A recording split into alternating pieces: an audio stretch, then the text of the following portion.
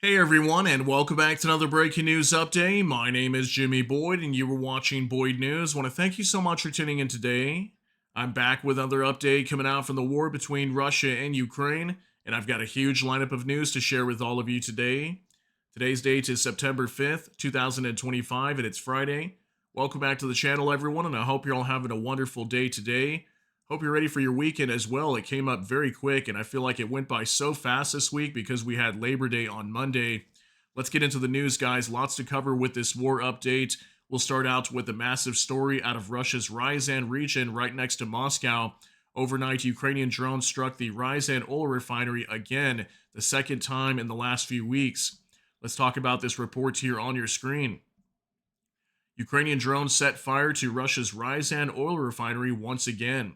Residents of Ryazan, a city 180 kilometers southeast of Moscow, told Russian pro government media outlet SHOT that they heard explosions around 2 a.m., followed by a blaze that lit up the sky.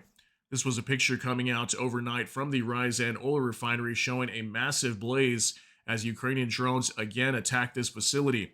Now, the Ryazan oil refinery, as far as we know, has already been shut down for 2 to 3 weeks now. It got hit back in August. Ukraine went ahead and struck it again, and based on reports from Ukraine's general staff, they hit very critical components here at this plant once again. We'll talk about that more in just a minute. We also have some other stories we'll be discussing today. We have information that in Ukraine's occupied Luhansk region, an oil depot came under attack. Massive fire broke out on the site, and also an ammo depot was reportedly hit in the Luhansk region as well. Again, that's going to be an occupied territory held by the Russians, eastern Ukraine. Also in the Lipetsk Oblast of Russia, the Energia plant was targeted and hit. This is a defense plant that produces batteries for Russia's military. So we also had a defense plant coming under attack. We've got numerous other reports we'll be discussing with you here today as well. Let's go ahead and jump into the information over here on X. Let me start sharing you all these details. We'll start off here with LX Summer 1. It says less is sometimes more. Approximate flight routes of UAVs map from Drone Bomber. So here's the map from Drone Bomber on Telegram coming out overnight. Doesn't look like a massive attack onto Russia based on this map, but we can see a lot of these drones were heading on up over here towards Moscow. And mainly we're going to talk about the Ryazan region, where the Ryazan oil refinery located here in the city of Ryazan was attacked overnight. Also in Lipetsk, that's where we have that Energia plant that came under attack. These are the two primary areas where we'll be talking about most today. And then also you can see a lot of these drones crossing through the Luhansk region of Ukraine down here. That's where we had an oil depot used by the Russians that came under attack, and also an ammo depot allegedly blown up in this area. So yeah, lots of hits inside of Russia and also occupied territories of Ukraine overnight. Now let's move on to Max 25. Says Ryazan oil refinery and a number of other facilities of the Russian aggressor were hit, according to Ukraine's general staff. A hit was recorded in the ELOU-AVT-6 primary oil processing unit, the estimated capacity of which is 6 million tons of oil per year. Ryazan oil refinery produces 17.1 million tons of oil per year. Fire damage on the positions of two divisions of the S-400 Triumph air defense system in the Kaluga region. There's also a hit on the command and staff vehicle and a control point. Yeah, allegedly an area where we had S-400 air defense system set up was reportedly attacked as well. Apparently here there was a hit on a command and staff vehicle and a control point in that area. Kaluga region is going to be around the same area as Ryazan and Lipetsk, kind of the same type of area region next to Moscow. Then a warehouse of engineering, ammunition, and UAVs of the Russian troops in the area of Luhansk. So yeah, an ammunition depot was hit in Luhansk overnight. Here's a picture coming out from the Ryazan oil refinery.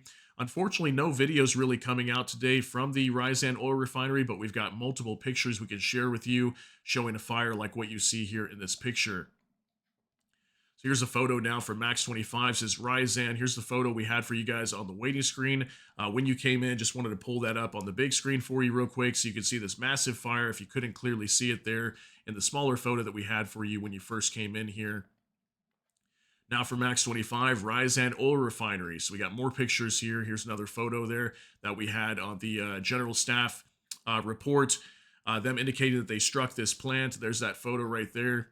And here's one more picture that came out overnight. Somebody was recording what looks like a major fire and smoke coming up over these trees, reportedly at the Ryazan oil refinery. So we're still waiting for more reports on the damages and the assessment on the Ryazan oil refinery, but this looks about like it's another double tap attack from the Ukrainians trying to shut down this plant and prevent them from repairing it and bringing it back online. So it's probably going to be damaged probably several more weeks as Ukraine has struck it once again. Now, military news UA, an oil depot has just been attacked and temporarily occupied Luhansk. Here's video coming out overnight showing the oil depot that was struck in the Luhansk region.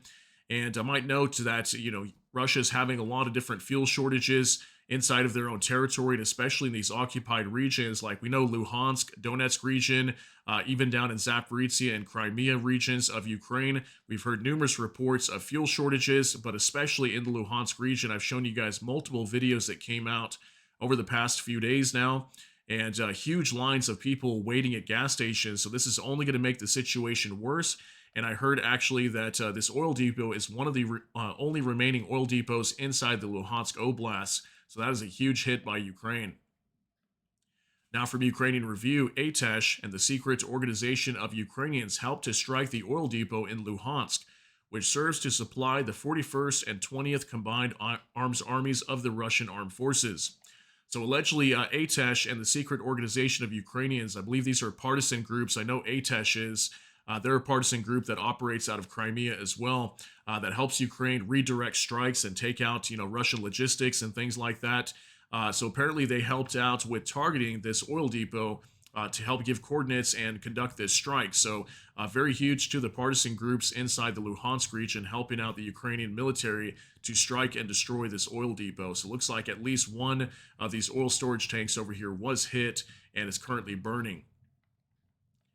Now for Max 25 Luhansk. Okay, so here's one of the only videos that was coming out overnight showing this fire burning from this oil depot. And look at that, guys. Probably multiple of these oil storage tanks were hit and destroyed overnight from Ukrainian UAVs. So that is an absolutely massive hit from Ukraine. That's going to cause more fuel shortages in the Luhansk region and also prevent more Russian military logistics from coming into the area. If they start running out of fuel, this is also going to impact the military as they try to attack further into Ukraine. Now here's a video coming out from C4H10FO2P. That's a long name, but Marquitos, his name there, says from Russian-occupied Luhansk ammo store. So this is allegedly the video coming out showing this ammo depot that was burning. You can see a huge fire here in the background. Let's go ahead and take a look at this real quick. Да, пиздец, конечно. Да, пиздец, ебать. Ебать, охуеть там. Хорошо там горит, бля. Вообще охуительно. Че, когда до БК? All right, we'll go ahead and pause it right there, but I do apologize. They did turn the screen sideways. Looks like they were trying to get a, more of a landscape view here. Yeah, as we can see, major fire here at this potential ammo depot that was struck and destroyed overnight. Numerous sources were indicating this was an ammo depot or storage warehouse that came under attack also by Ukrainian UAVs in the occupied Luhansk region.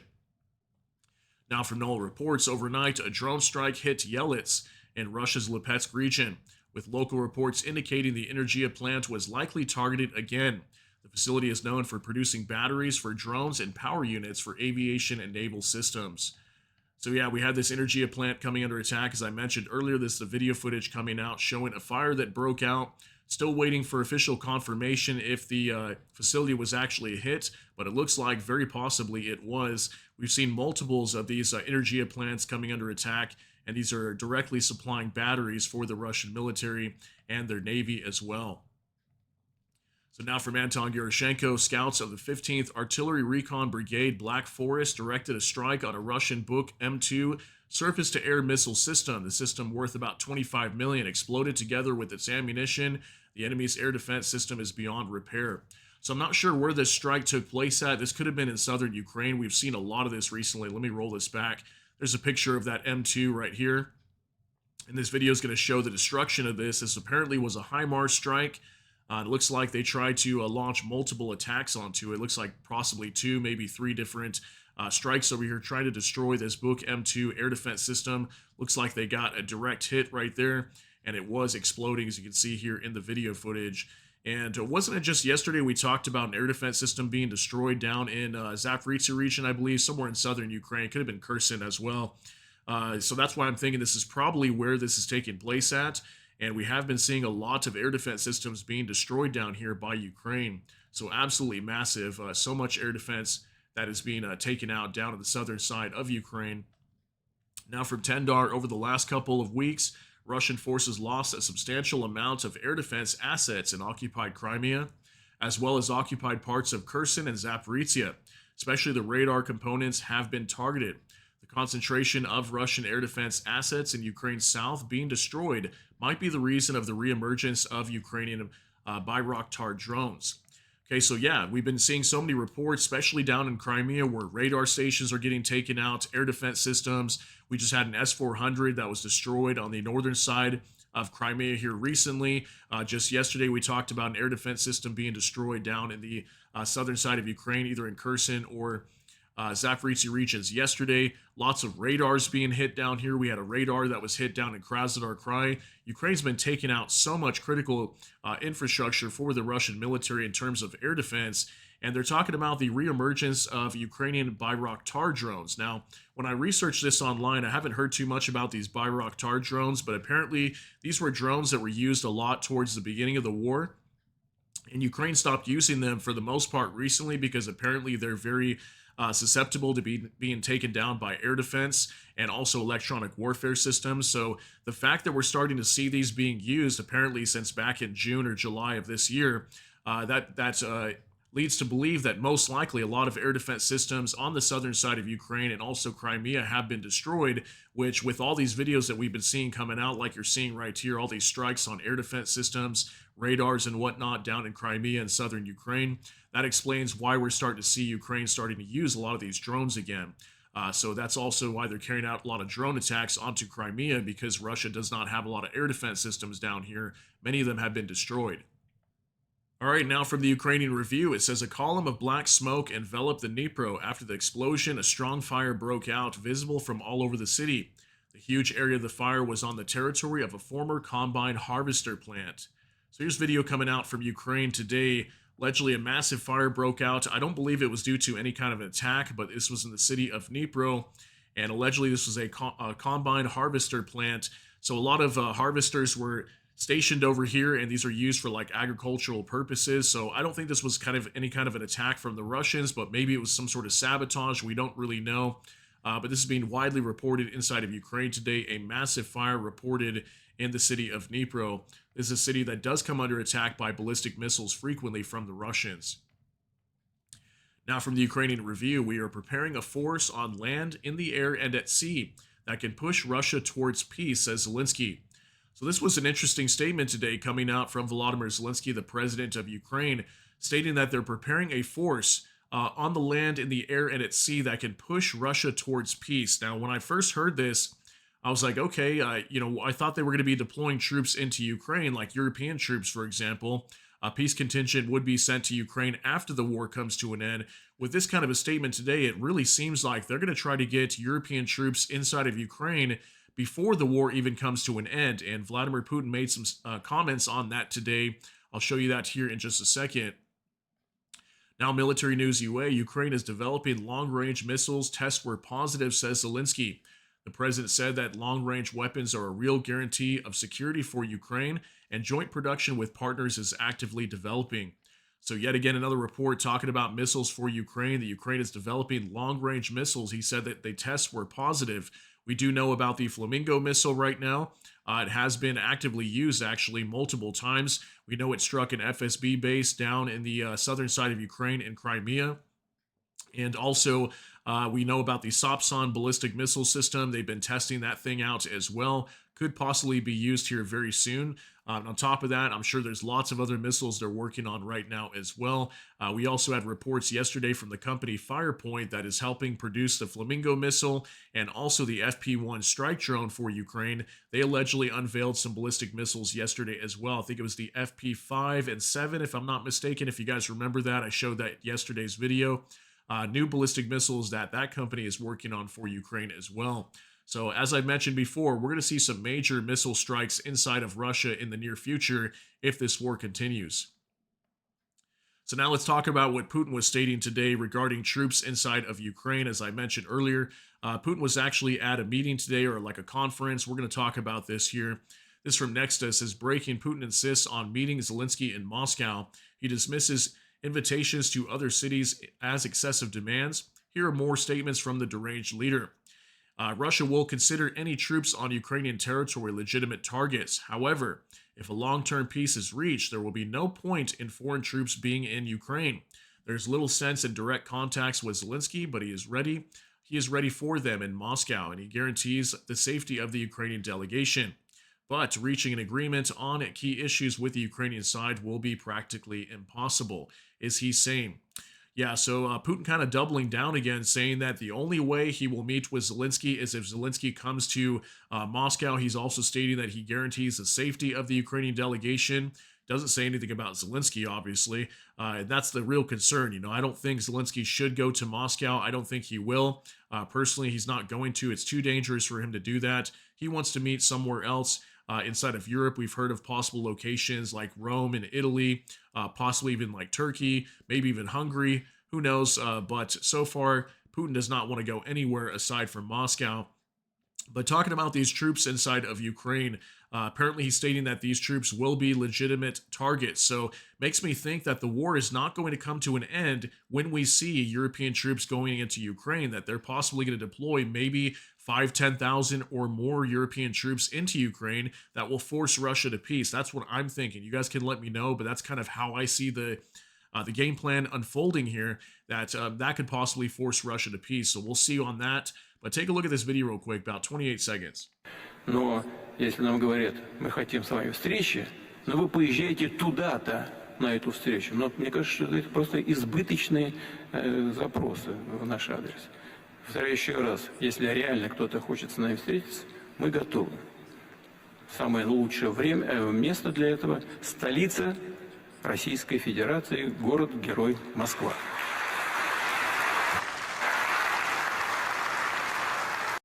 All right, so I apologize for the very laggy video there, but that was basically just Putin stating today that he's open to meeting Zelensky, but only inside of Moscow. So let me know how you feel on that. Should Zelensky go to Moscow? How are they going to resolve this if Putin does not want to leave Russia? And then on top of that, considering European troops being deployed into Ukraine, do you think they're going to be going into Ukraine prior to a peace deal being reached? Now, Max25 Mers says, we are currently not able to exert enough pressure on Putin to end this war. We are dependent on the help of the Americans, China, India, Brazil, and others are even openly siding with Russia. A new partnership is emerging with the so-called Shanghai format. Okay, so Mers kind of responding to Trump yesterday, calling on Europeans and saying, hey, you guys put the pressure on Russia. Stop buying Russian oil. For example, countries like Hungary and Slovakia cut off Russian oil to Europe, and then on top of that, sanction China for purchasing oil, and maybe some of their other trading partners like Brazil or India for purchasing Russian oil, obviously. So you guys put the pressure instead of the U.S. doing this, is kind of what he was telling these European leaders yesterday in a phone call at the Coalition of the Willing meeting or summit in Paris yesterday in France. So Mers just kind of commenting on that, saying they don't have the ability to really end this war, to exert enough pressure to force Putin to stop the fighting in Ukraine. Let me know if you think that's the case. Do you think Europe can do this alone, or do you think they need the U.S. to do that? That's what he was stating today. All right, now from Max25, it says Zelensky had a substantive discussion with the Prime Minister of Slovakia, Fico. We covered key topics, matters of principle for Ukraine and Slovakia. I informed about our conversation yesterday with President Trump, our work with leaders of the Coalition of the Willing to advance peace and ensure Ukraine's security, and the security architecture for Europe. And Slovakia will not stand aside. The Prime Minister told me about his contacts in China. A separate and important topic was Europe's energy independence, Russian oil, and just as Russian gas has no future. Slovakia supports Ukraine on its path towards the European Union. This is highly significant. We also share the view that Ukraine and Moldova must continue moving together toward EU membership. Equally important is the bilateral cooperation on economic, energy, and infrastructure matters here in our region, strengthens our peoples and our countries. Thank you for the meeting. It is important that we have this dialogue, and we will continue it. So the major statement we're getting out of this meeting today between Robert Fico, the Prime Minister of Slovakia, and Zelensky today is that Slovakia apparently supports Ukraine's accession into the EU. So that's very big because we've seen Slovakia block a lot of aid for Ukraine, even blocking, for example, like sanctions onto Russia. We've seen numerous packages in the past get blocked by them. So that's a good news to see here. Maybe this pressure onto the Druzhba oil pipeline being attacked by Ukraine has made Slovakia come to their senses and realize that they've got to help out Ukraine as well if they want to continue receiving Russian oil. But again, we heard from Trump yesterday telling countries like Slovakia and Hungary to stop purchasing Russian oil. So it looks like they're going to have to move that direction anyway. Now from Ukrainian Review, Donald Trump has told his advisors that he is determined not to ruin his relationship with Putin, according to NBC News. Since his first term, Trump has argued that it is in America's interest for him to maintain civil relations with his nuclear-armed Russian counterpart.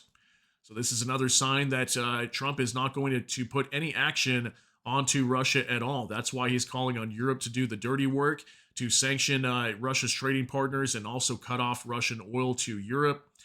So I really don't think Trump is going to do anything. He's not going to put any pressure onto Russia at all. He wants to maintain his relations with him because, again, I've told you guys so many times that Trump wants to do business with Russia in the future. And, if they start putting all this pressure onto Russia now, that could stop, delay, or maybe even cancel lots of opportunities for partnership in terms of economic development between Russia and the United States in the future. I don't think Trump is willing to risk that. Clearly, we can see he's standing on the side of Putin here. Now from NOAA reports in Kyiv, Ukraine's defense intelligence unveiled new high-speed boats designed for special operations, more cost-effective than Western counterparts. The vessels are capable of reaching speeds of up to 150 kilometers per hour and can be equipped with Browning machine guns. Commenting on the presentation, GUR representative Yevgeny Yurin emphasized, on the battlefield, there is no such thing as too many weapons or equipment. Every contribution helps us grow stronger. All right, so here's a new video coming out from Ukraine's military showing off these new speedboats for the Ukrainian armed forces. Take a look at this.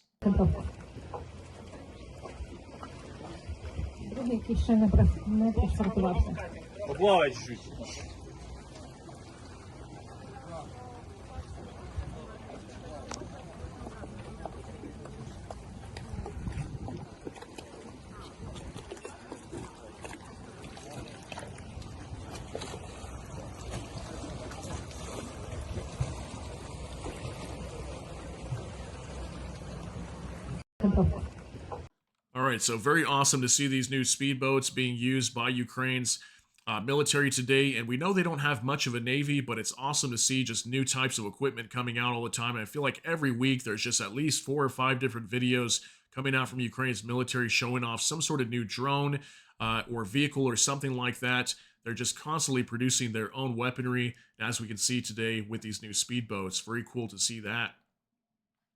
Now for Bliskovka, in the event of a peace deal, a buffer zone could be created in Ukraine, which would be protected by troops from non-NATO countries, such as Saudi Arabia or even Bangladesh, NBC News reports.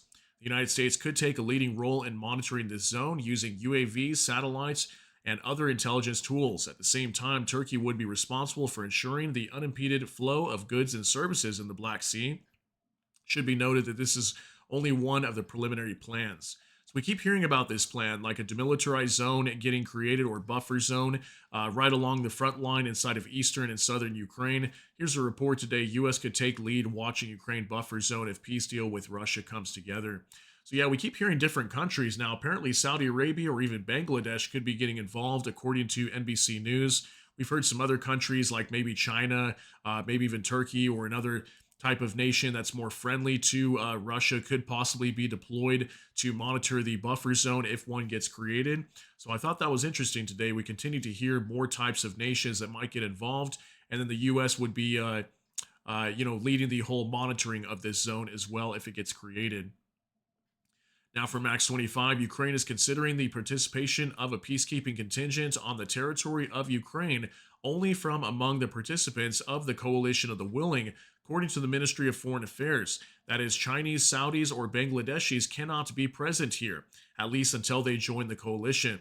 So apparently, the Ministry of Foreign Affairs out of Ukraine stating that they will not allow any nations that may be potentially more friendly to Russia, for example, China, Saudi Arabia, Bangladesh. They won't allow their troops to be on the ground inside of Ukraine to monitor this buffer zone if it gets created, unless they join the coalition of the willing. So they only want partners that are parts of that coalition to be present on their soil, which I think is a good idea here. They want to keep everything together with the coalition of the willing because that's the major force that's going to be securing Ukraine's sovereignty anyway.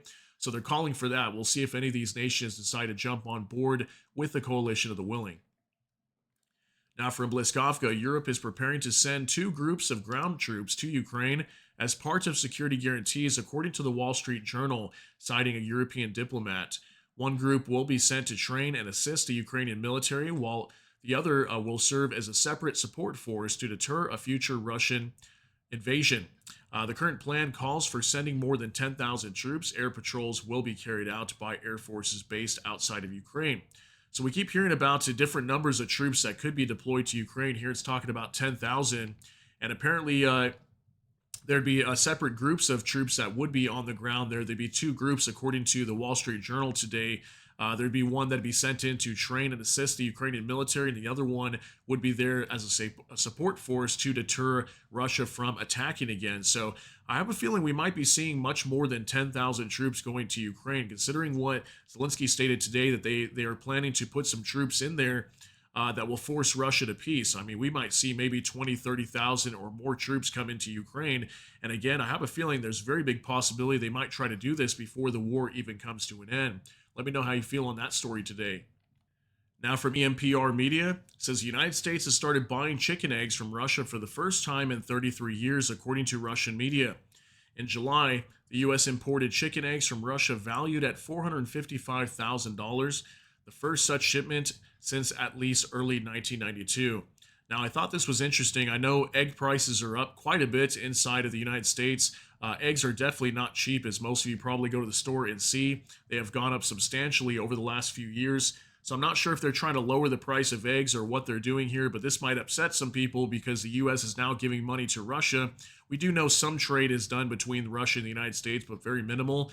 But now with this new purchase of eggs coming from Russia, we're talking about 455,000 in chicken eggs just in July was imported from Russia. So looks like the U.S. is going to start getting eggs from Russia now. Let me know what you think about that one.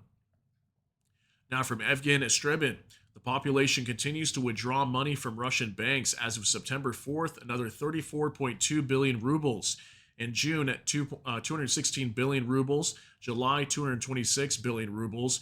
August, 199 billion rubles. And September, 1st to the 4th, 88 billion. It would be good to maintain this pace. So lots of talk about like a bank run going on inside of Russia right now, especially in Moscow. A lot of the citizens over there are starting to withdraw their money, and they have been for several months now. So look at that. Just in August, the entire month was 199 billion. And just in the last 3 or 4 days now, we've seen 88 billion being withdrawn. So is that a sign that the citizens of Russia are very concerned about leaving their money in the banks? Or the banks looking to crash at some point soon? I mean, we know that Russia's economy is very unstable right now. The economic minister yesterday was just claiming that allegedly there's stagflation potentially on the horizon inside the Russian economy. There's dark days ahead for the Russian economy. Lots of bad talk in terms of the economy in Russia is coming out over the last few days. So I wonder if we could potentially see something going down here with the banking system or maybe another sector of Russia's economy. It's definitely not looking good, especially with these kind of charts you see it trending downward, like this red line here, 2025, going down very quick before even the end of the year. Now for Max 25, Ukrainian air defense shot down 121 out of 157 Russian drones. 7 missiles and 35 drone strike in 10 locations over the country. Yeah, we had some missiles coming into Ukraine overnight. It looks like about 7 of them. And then on top of that, 157 drones. So pretty large attack onto Ukraine. There wasn't too much news today on strikes inside of Ukraine. As you can see, they took down a good majority of them. But yeah, not too many pictures or videos coming out showing destruction inside of Ukraine. That's pretty good news to hear overnight. Now, from the Kyiv Independent, these are the indicative estimates of Russia's combat losses as of September 5th. according to the Armed Forces of Ukraine. In our final update of the day, Russia's losses as of September 5th, 810 troops, 2 AFVs, 139 vehicles and fuel tanks, 2 tanks, 50 artillery systems, 222 UAVs, 1 MLRS, and 1 anti-aircraft warfare system. So this air defense system is probably that Buk M2 that was destroyed. We had another MLRS being destroyed as well. We've been seeing at least 1 or 2 of these per day. These are multiple launch rocket systems. 50 artillery systems up quite a bit today. We usually see about maybe 30 on average there. Tanks and AFV still very low numbers. We've been seeing that for a long time now.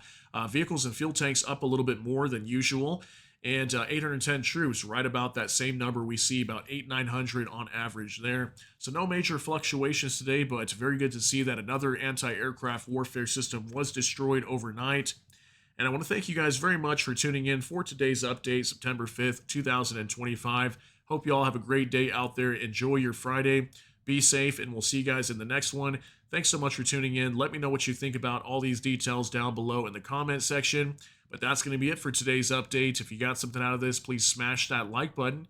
Also, if you enjoy my content, please consider subscribing down below. Hit the notification bell. That way YouTube can notify you. And with that, hope you all have a great day. Everybody take care and God bless. And we'll see you in the next one.